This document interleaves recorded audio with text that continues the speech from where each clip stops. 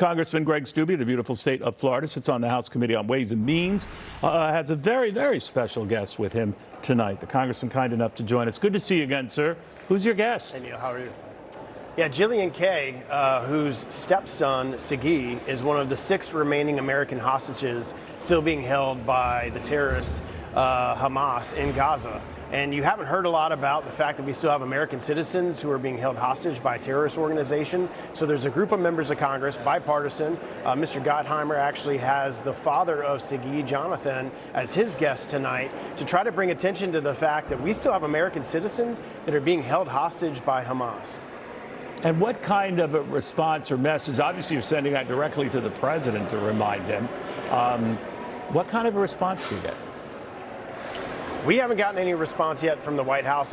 We had a press conference, the group of us had a press conference yesterday, and I called on the Biden administration to go in and send our operators to get our citizens back. You know, when I served in the military and I was in Operation Iraqi Freedom, we knew that if we got trapped or held hostage or were in a situation, we knew that the government and our allies and folks were going to come and save us. And unfortunately, that's not the case anymore in America. It's been 153 days. We have American citizens that are being held by Hamas.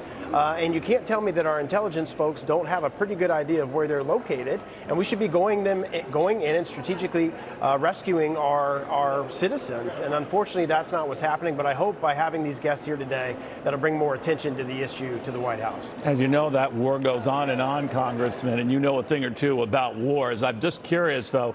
The president is getting grief within his own party about how he's conducting it.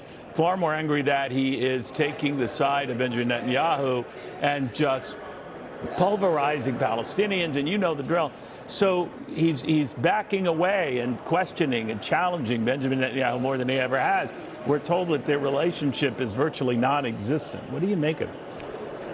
Yeah, which is exactly why we still have 6 hostages there, because this White House is deathly afraid of the far left of their party that has a very different perspective on that conflict. And I think it's a sad day in America where we're not standing with Israel, we're not standing toe-to-toe with Netanyahu to vanquish terrorism. Look, Netanyahu has done everything within his power to try to minimize collateral damage and civilian casualties in Gaza. They've sent out information of where they were going to go and when they were going to do it, had weeks of time to be able to get civilians out. But unfortunately, terrorists like to use civilians and kids and women as targets to then try to bolster up political jargon for them. And unfortunately, the left and Joe Biden has caved to that. I personally 100% stand with Netanyahu and what he's doing to eradicate terrorism in Gaza.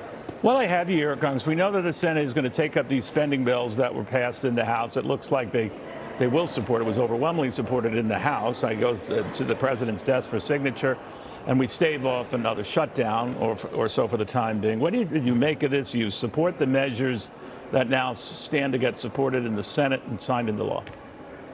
No, I absolutely stand against and voted against yesterday the minibus, omnibus, whatever you want to call it, that passed the House yesterday. Look, when I first got elected 5 years ago, we had a $21 trillion debt. Today it's $34 trillion in debt. We're running a $2 trillion deficit, and this added $60 billion to discretionary spending. That's not the path forward for America. We have to cut spending in Washington, and the House is the place to do it. Will you hold, if he becomes president again, Donald Trump, to the same, let's get on top of this spending craziness?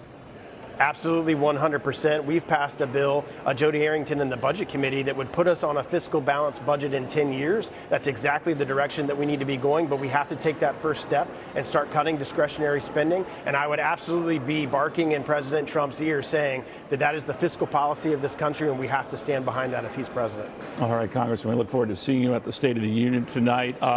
And I want to thank you for your service to the country as well. Congressman Greg Steube.